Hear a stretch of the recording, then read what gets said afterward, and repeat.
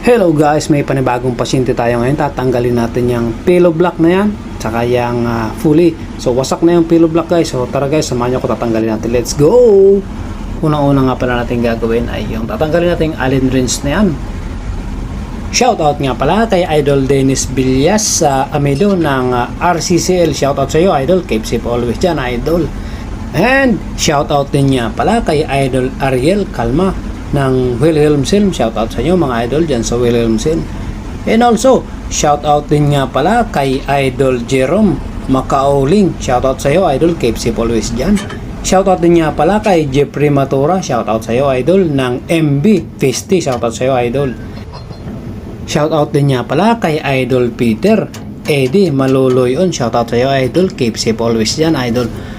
So yan na guys, natanggalan natin yung fully saka yung lock ng fully na yan, yung naka-taper dyan. So binuka lang natin ng konti yung naka-taper na yan. So tanggal na.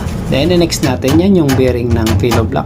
So konting pukpuk lang din yan kasi medyo malambot na siya dahil inisprayan natin siya ng WD-40. So yan, natanggal na natin yung bearing ng pillow block. So wasak na talaga guys. So papalitan na natin ng bago yan. And kung bago nga pala kayo sa ating Facebook page, paki-follow naman tayo guys, Sipits Vlog. Thank you so much. God bless all. Thank you.